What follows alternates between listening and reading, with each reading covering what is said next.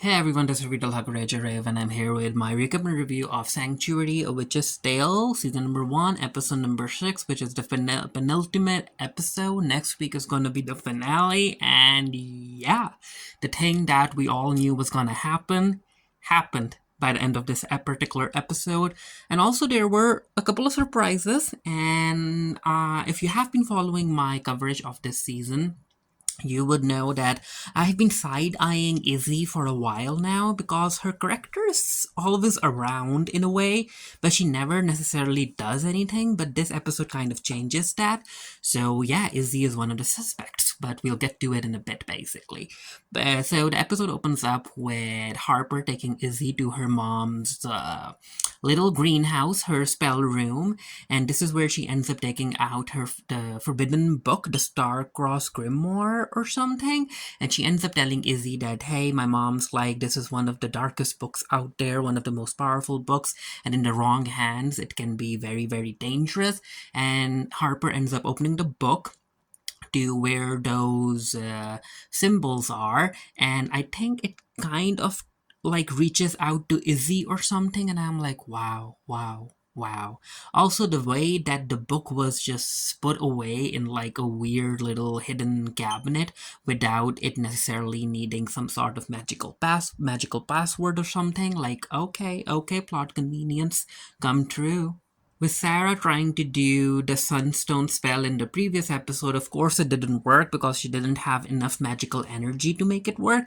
So it turns out that she ended up fainting, and we also get to see that one of the women living in Sanctuary who was out walking her dog, she ends up noticing the ingredients that Sarah used for her spell, which I mean that was expected, right? The way like animal bones by themselves aren't necessarily dark or evil. It's kind of what kind of it's all because of the meaning that humans have given to death and bones that it kind of feels creepy. So yeah, of course, the woman ends up taking a recording and she lets the authorities know, and yeah, it ends up becoming actual news on the station. And as far as Sarah is concerned, we get to see that she's trying to gain consciousness, and someone like kinds of drags her and takes her away, and that someone ends up being revealed to be Pierre. We get a scene between Izzy and Harper where Izzy is like, you know what, Harper, I don't like what's happening to you. You aren't even a witch. And I know that you didn't kill Daniel, right? Also, I kind of feel like I should blame myself for all of this and you will go free. And Harper's like, no, no one's blaming anyone for nothing. Daniel just stripped and fell and broke his neck. That's it. Knight goes in to basically see what's happening in the station, and it turns out that, yeah, Ted has pulled back, and he also pulled all of his men, which means that Knight is without a partner, Ryan. And I was like, really? Is really Ryan gonna follow orders? But no, of course he doesn't. He's still trying to work with Maggie. Also, Maggie doesn't like the fact that Ted ended up letting Beatrice and the rest of the boys go scot-free. They're not in jail anymore because, again, he doesn't care. All he wants is Sarah and Harper in custody. We cut to the hospital, and yeah, Jake's condition keeps on worsening because we know what Daniel's dad is doing to him.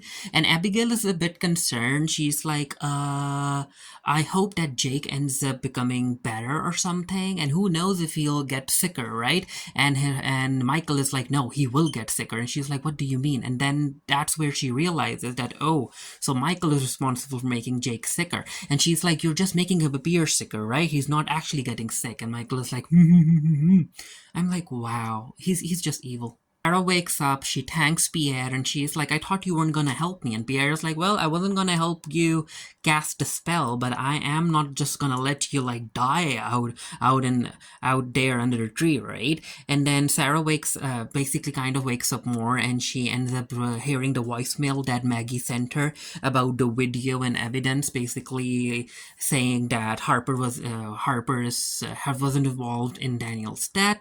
And then she's like, you know what? We really need to talk to Harper. So Pierre is like, how are you going to do that? And Sarah's like, well, I'm going to use a locator spell. And I'm like, the communication that's going on in this show is like, it's no one's really communicating with each other, and I kind of understand the trope of miscommunication and lack of communication being part of storytelling, but I mean, at some point it just feels ridiculous. And the lack of communication that's happening in Sanctuary, that is ridiculous. Sarah's trying to cast a communication spell, which is supposedly like an easy spell, but she can't do it. And Pierre is like, well, you just need to regain your strength, right? And Sarah's like, you know what?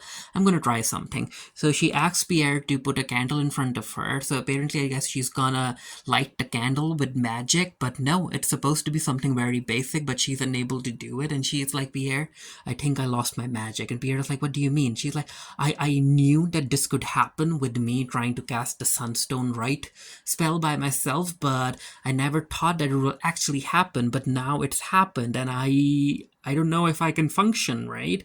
And before Pierre can do anything, this is where Izzy ends up messaging him that she needs to talk to him, and Sarah's like, go talk to Izzy.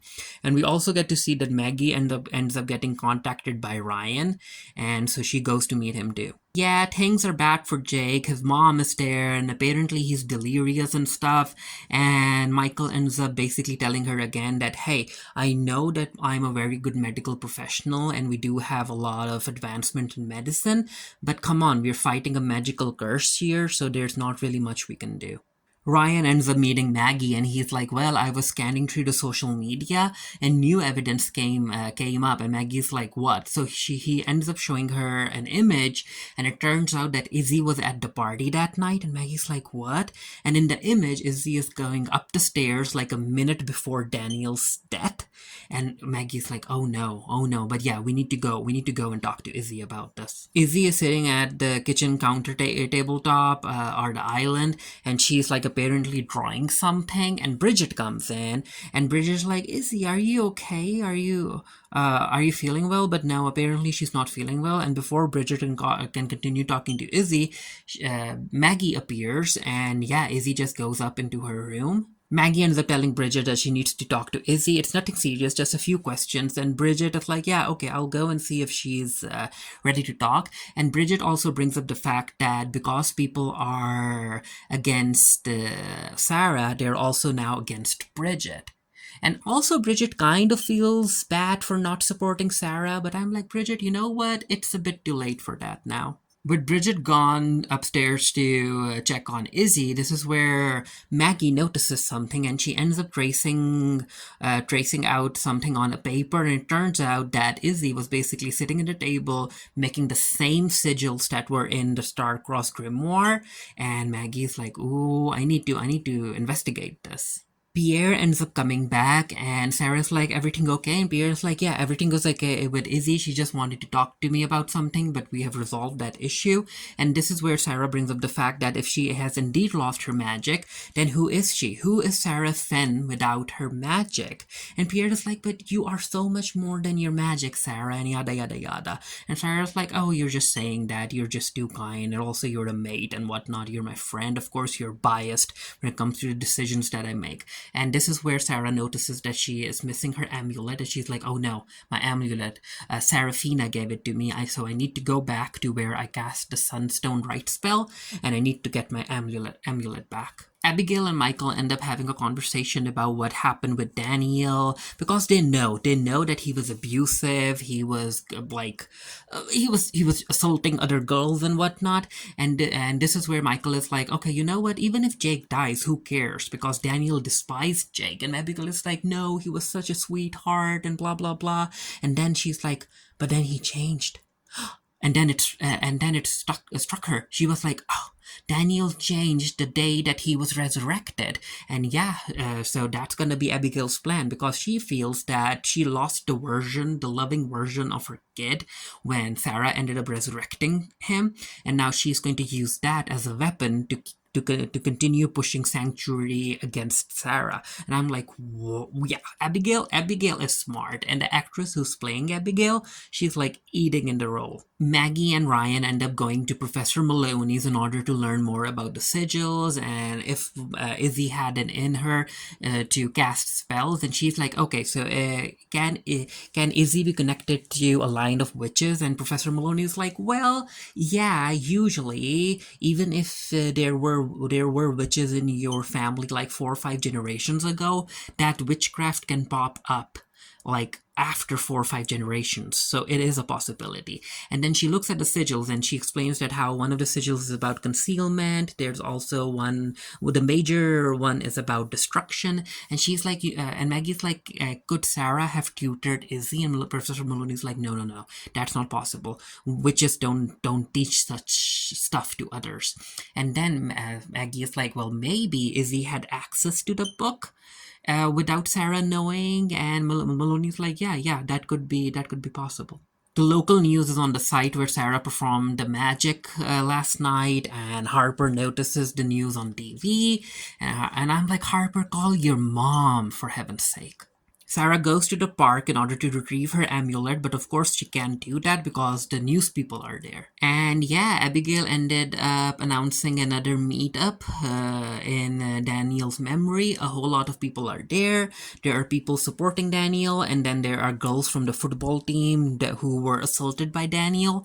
And Julia ends up meeting up with Bridget, and this is where Bridget's like, how are you? And Julia's like, well, other than the fact that my daughter hates me and my husband wants to leave me, I'm fine. Also, I lost my best friend. And Bridget's just like, I'm in the same boat, girl, basically, because Sarah asked for my help for something important, and I said no to her. Pierre walks in, and this is where he ends up butting heads with Albie, where Albie is like, you know what, Pierre, you have a soft spot for Sarah, you must be under a spell too, and blah, blah, blah.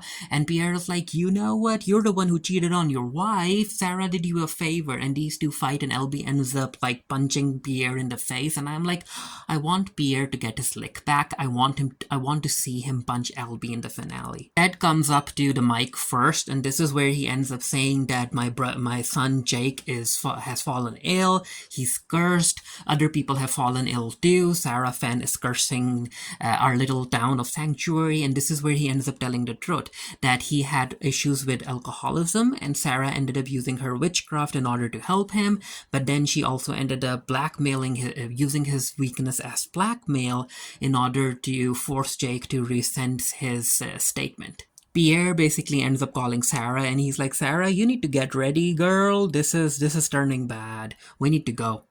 It's Abigail to talk to the little group that's surrounding her, and yeah, she kind of tells the truth, kind of, but she also twists the truth in a sense. So yeah, she walks up to the mic and she basically tells everyone that, hey, my little Daniel, he was loving and whatnot, and I know about the accusations about him assaulting other people and yada yada yada, and I have to say that yes, he did all of that. And the crowd is like, what? She's like agreeing to that? Does she even realize what she's saying? And Abigail is like, yeah, I do realize what I'm saying, but I'm also trying to tell you guys that my little Daniel wasn't like that. 6 years ago, something tragic happened. Daniel died. He fell down, he broke his neck, and he died. And I was crying. And you know what Sarah Fenn did? She ended up using illegal magic in order to bring him back. So instead of consoling me and comforting me, she ended up basically manipulating me into saying yes to bringing Daniel back. And she asks the crowd, the moms in the crowd, I guess, and she's like, what would you have done? Huh, Mom? If you were going through the same grief that I was, of course you would accept Sarah's offer. However, things weren't what they were supposed to be, because after Daniel was brought back, a part of him was missing. He was more violent. There was a darkness in him, and it was a witchcraft that made Daniel do all of the bad stuff that he's been doing. And I'm like, oh yeah, even Pierre is like, ooh, clever girl. And I'm like, yeah, Abigail, she's smart. She's smart. And again, I'm looking forward to seeing how the story ends, because hey, they can't remain friends anymore, even if Abigail apologizes. Even if the whole of Sanctuary apologizes, I don't see Sarah and Harper being able to live there anymore. After Abigail's little speech, the girl group ends up coming in front of them, confronting them, and they're like, you know what? We don't care, and especially we don't believe that Daniel did what he did to us because of some witchcraft. Just so you know, we made our statements to the police, and there will be an investigation. So your little speech, that doesn't help. And this is where Michael is like, yeah, don't you understand? Like, at the point that we are at, it's basically a toss-up between Daniel and Jake. So who do you love more, Abigail? We need to do something about the Jake situation. Maggie ends up helping Sarah and Pierre to find a safe spot temporarily, and they're like, "Yeah, we need to reach out to Harper." And she also notices the book that Sarah is carrying, and she's like, "Okay, so whatever Abigail said, that's not true, Sarah." And Sarah's like, "It is." And this is where it hits Maggie because she was the one responsible for the call concerning Daniel's first death, and she's like, "Oh, so he was brought back to life." And Sarah's like, "Yeah." And she's like, "So that's what you do? You bend the rules, huh, for your friends?" And Sarah's like, "Yeah, yeah, I'm too soft. I'm too soft. I can't see them crying or being sad, so I bend the rules. I do illegal stuff for them." And Maggie's like, "Oh, we are in the pickle." And Sarah's like, "You know what? Maybe Abigail is right. Maybe Daniel ended up becoming evil and dark because of what I did, and I'm responsible for my daughter's own assault." And this is where Pierre comes in, and he's like, "No, Sarah, don't do that. Daniel was who he was even before you brought him back to life." And this is where he reveals that Izzy finally told Pierre that back then, 6 years ago, Daniel was like touching Izzy inappropriately before he fell and died. So yeah, he's always been like that. So Sarah's magic isn't to blame. And again, I'm like, did Harper know? Because if Harper knew what Daniel did to Izzy and what he's been doing to the football team, the girls football team, and she was still with him, like Harper, ew. Maggie and Ryan talk about what the heck they're gonna do about the Izzy situation because they're like, because after what Pierre told them, they're like, "Oh no, Izzy has more motive to kill Daniel, so what the heck are we gonna do?" And then these two end up having a conversation about how the law is against witchcraft, and yeah, Izzy is gonna face a lifetime of prison and stuff and all of that thing and all of that. So yeah, they probably need to basically handle the case in a way that witchcraft doesn't get mentioned. Abigail is like, because we cut to the hospital, right? And Abigail is like, "Michael, is it done?" And Michael is like, "Yeah, it's done. Jake is dead." And Abigail ends up crying, and I'm like, "No, no, you don't get to cry. You don't get to cry. No one's forcing you to do this. You're doing this because of your little hate campaign against Sarah Finn. And I guess she won't be satisfied until she sees Sarah dead." Back to Ryan and Maggie, and Ryan is like, "Really? Are you really gonna like hide evidence and stuff?" And Maggie is like, "We have to do that because again, what Daniel did was bad. It was a crime, and Harper and Sarah and Izzy even they're just gonna have to go through a law. They have to fight a law that's against them. So we need to figure out the situation in a way to help all of them involved." Maggie notices a small crowd gathering outside the building that they're in, and she's like, "Yep, we were followed, so Sarah, we have to run out of here. We have to." So Maggie ends up taking Ryan and Sarah away from the building while Pierre, he keeps back in order to, I guess, serve as a distraction or something. At first, I'm like, I don't want to see Pierre getting beaten up, but thankfully that doesn't happen. We get this scene where we get to see Jake's dead body, and then someone walks in, like just 2 feet, and I guess that person does something to the body. We don't necessarily see it, and then he leaves. They end up getting the news that Jake is dead, and yeah, things are getting bad, so they need to get to Harper as fast as possible. And Maggie's like, "Yeah, Harper's hanging out with the Maloney's. You know about that, right?" And Sarah's like, "Well, not necessarily. Again, I don't keep a track on what my daughter does." And I'm like, "Sarah, you need to do that more." Harper is hanging out with Maloney's grandkid, I guess, and I guess he like brings up who her father is, and Harper's like, "Well, I don't necessarily know. My mom did mention him once or twice, but maybe one day I'll ask her properly." And I'm like, is like those 2 legs that ended up doing something to Jake's dead body? Is that Harper's dad? Maggie ends up getting a call from her boss, who I think is also her boyfriend. I guess that's the guy who's calling her, right?